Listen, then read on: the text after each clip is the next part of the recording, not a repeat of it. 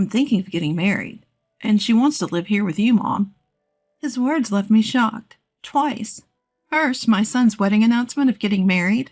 He, who had just turned 40 this year, had been whining about not having a girlfriend, even in front of me.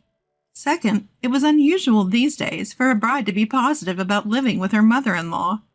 Up until then, my son and I had been living together in this 2-bedroom apartment. My husband passed away from overwork before my son entered elementary school. Ever since then, my son and I had been supporting each other. My son was still a young child, but he tried his best to support me, even cooking dinner for me as I was working tirelessly day and night. Even after he grew up and started working, my son did not leave home as he was always concerned about me. He cared and didn't want me to be living alone and lonely. I had mixed feelings about him. It was then that he announced his will to get married. "You don't have to worry about me.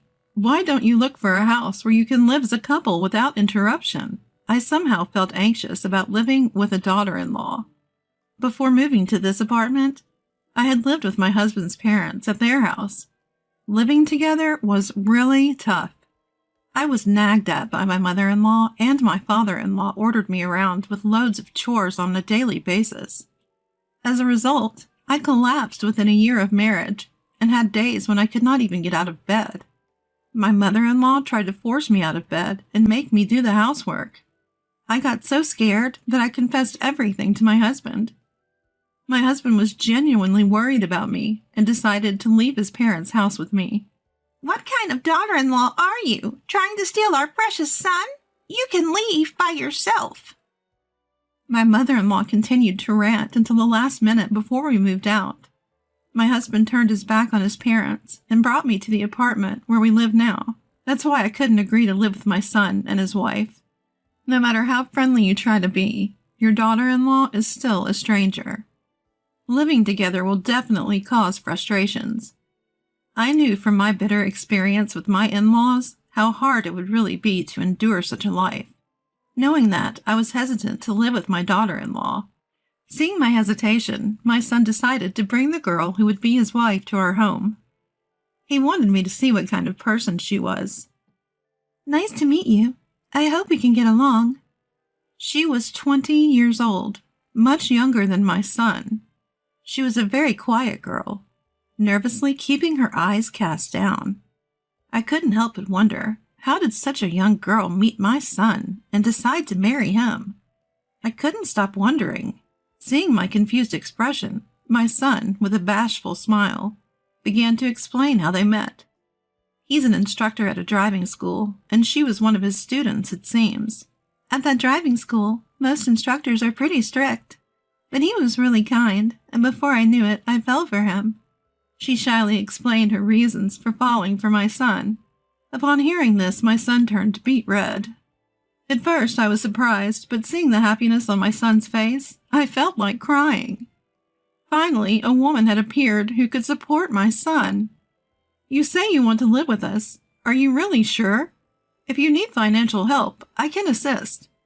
Fortunately, I have some savings.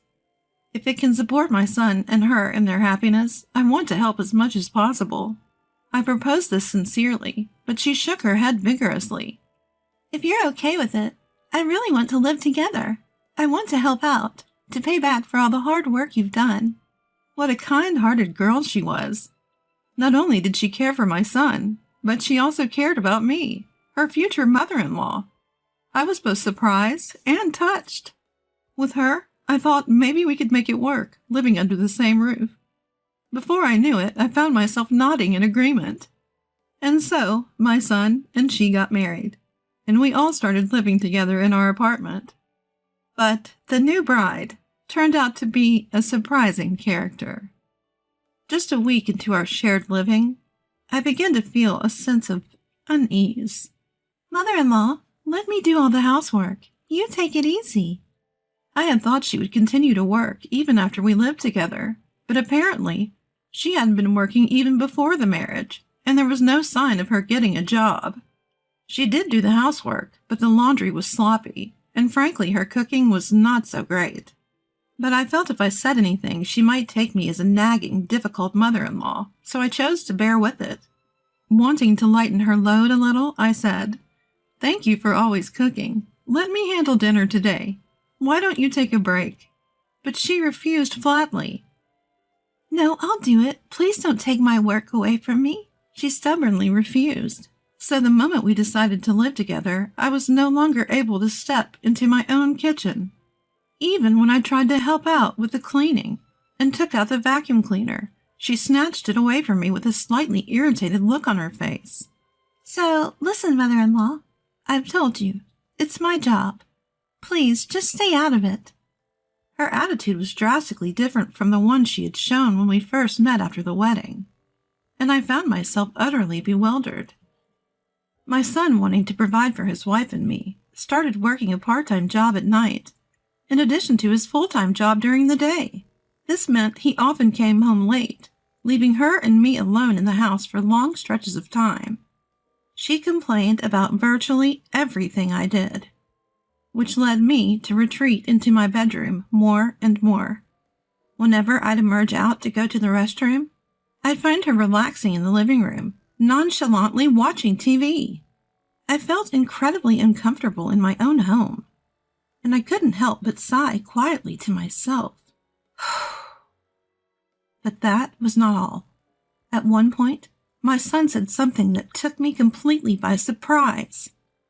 "Mom, don't you think you're making her work a little too hard?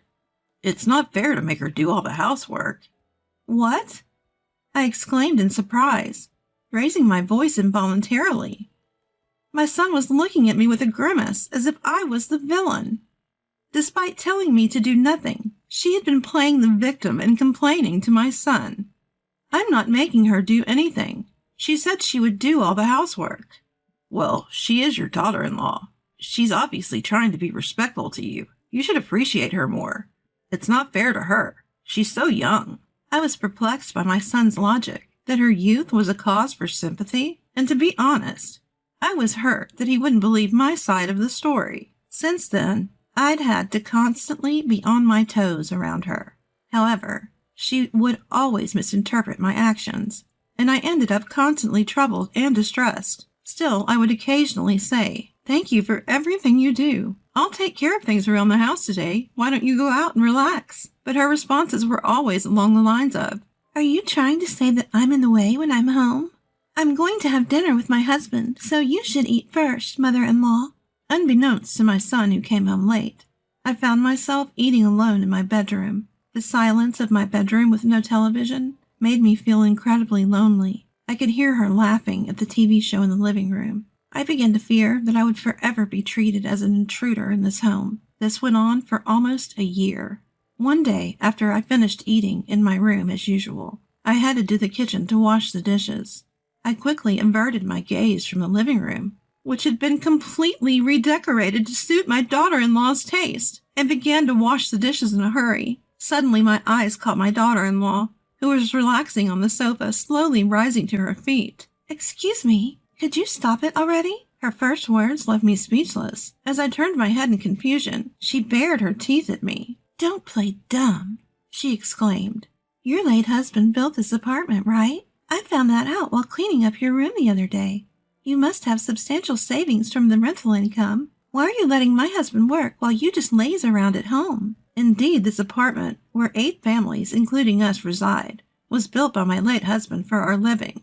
My husband was a good businessman running a company, and he made a bold decision to separate our living room from his parents. I lost my mother at an early age, and my father was happily living with his second wife. So at the time, my husband was my only source of support. "Even if something happens to me, I won't let you struggle." He built this apartment so that I could live a stable life for the rest of my life. As long as there are tenants, there is a steady income. Nevertheless, the reason our son works is that he wants to be independent. My son, who now has a wife, is trying to provide for his family in his own way. However, it seems that his wife misunderstands that I am causing him to struggle because I am here. The words of my daughter-in-law continued. "Eventually, mothers who can't let go of their children are totally dependent on them financially, right? To be frank, it's annoying. And unemployed, living on a pension, like you, is hindering our life. If you care about your son, Please leave this apartment. I couldn't understand what my daughter-in-law was saying at all. In the first place, wasn't it you who wanted to live together? I have no idea when I have ever clung to my son. If it's hard for you to say, I'll tell him directly. The apartment and inheritance from your late husband are his, so I'm sure he'll get you into a good nursing home. Ignoring my defiant daughter-in-law for a moment, I finished the dishes, and then there was only one thing I wanted to say. Listen, you seem to be misunderstanding something, but the landlord here is not my son. Huh? At her somewhat stupid voice, I sighed internally and continued. Listen well. First of all, thank you for cleaning my room, but did you rummage through my things without permission? The property deed of the apartment was in the back of the drawer. My daughter-in-law's shoulders trembled. Even if she's family, rummaging through my belongings is a criminal act. You're the bad one for hiding what he should have. Why do you have it? Well, because I'm the owner. That's a lie. He said he was the owner. To quiet my daughter-in-law, I showed her the deed of the apartment. Look, my name's on it. It's not his. She was speechless. Just then, my son returned home at the perfect time. Sensing the tension in the room, he seemed panicked, too. His wife, with a great deal of aggression, thrust the apartment deed at him. Hey, weren't you saying you're the owner of this apartment? How do you explain this? My son, left stunned by his wife's intense fury, finally looking guilty, he responded, I'm sorry. I just wanted to impress you a bit. I wanted you to say, wow. It seemed like he lied a small lie, hoping to get some praise from his wife.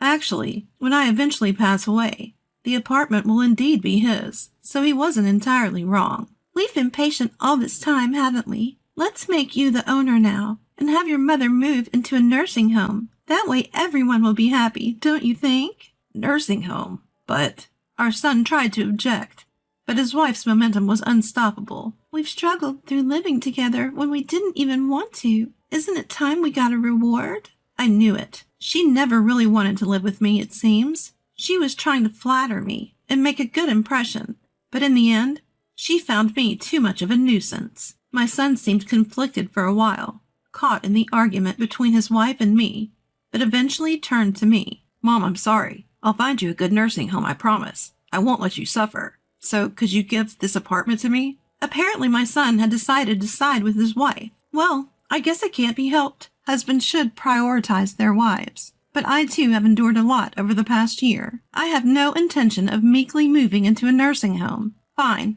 I'll transfer the ownership of this apartment to you. Do what you wish. But I'm choosing my new place myself. I said just that and returned to my bedroom. I could hear the triumphant voice of my daughter-in-law from the other side of the door. We did it! Now we can finally become the owners of this apartment. I could also hear my son's voice echoing his wife's excitement. I could feel the days of hard work with my son crumble like a house of cards, but I couldn't afford to be downcast. I decided to make my next move. Several days later, I transferred the ownership of the apartment to my son as promised, and decided to leave the apartment immediately. I kept my new place of residence a secret. Mom, thank you so much. I'll do my best from here on out. Thank you so much. We're going to be happy together. My son and his wife saw me off, cheerful as always. I bade them farewell with a forced smile. I moved into a condominium with nursing care services. It had a view of the mountains and the sea, a dream my late husband and I had. The spacious and comfortable environment, without creaking floors, like the old apartment, and the vast view seemed to cleanse my soul. Just then, a call came in on my mobile phone. It was from my son. When I answered, a voice filled with rage reached my ears. Mom, what the hell? The apartment has a severe termite infestation. They say it needs to be rebuilt. Just as I thought, a few months before I decided to move out, termites were found during a building inspection. The building was old, and I was considering rebuilding it, but my son was too busy with work, and I hadn't had the chance to discuss it with him. I had informed the other tenants in advance, and they had all agreed to move out. As it was my responsibility, I covered the moving costs, and there were no issues. Despite the mass departure of tenants, my son and daughter-in-law hadn't realized the urgency of the situation. The apartment is yours now, isn't it? Whether you rebuild it or demolish it, you can do as you please. What? Both options are incredibly expensive. I can't afford it. Can't you chip in a little? Absolutely not. This conversation is over. To tell the truth, I had $1 million that I had saved by investing my late husband's inheritance. I had been saving for my son's future, but now I didn't feel that way at all. That's why I was able to use it openly as a down payment for this condominium. My daughter-in-law chimed in on the phone. Why hasn't your son inherited a single cent of his father's estate? This is unfair. That's not what we agreed on. Before my husband passed away, he left me a will, bequeathing all his property to me. Apparently, he was concerned about his greedy parents trying to manipulate our son, his grandson, to get their hands on the wealth. Fortunately, I was completely estranged from my in-laws after we stopped living together. That was indeed a blessing. My son, I'm sure, must have been bragging to his wife about the apartment and even the savings, lying through his teeth. It was clear as day that his wife's motive for marrying him was money. Please help me. I've always dreamed of being a stay-at-home wife. Well, if you're out of money, you'll have to work. You're young. You can find jobs anywhere, right? Best of luck. Marriage isn't always about happiness. Overcoming various hardships is what defines a couple. Perhaps this is a fitting end for my son's wife blinded by money, and my son who prioritized such a wife, neglecting his own mother. Afterward, my son spent all his money to demolish the apartment. He planned to sell the land once it was cleared, but the truth is, it was leased from a third party, and according to the agreement, it had to be returned after the demolition. His plan to profit from the land sale crumbled to dust, so the couple ended up penniless. To accommodate his wife's unwillingness to lower her living standards, my son is apparently working tirelessly day and night. I've changed my phone number so there are no calls, but somehow they found out my address, and I received letters from my son and his wife every month. I discard them without opening. I don't want anyone to disrupt this elegant, solitary life of mine. Outside the window, the blue sea and the green trees are shining in the sunlight. My deceased husband smiles at me from his portrait near my bed. You could help him, you know. Not sure about his wife, though. I felt as if he was speaking to me that way.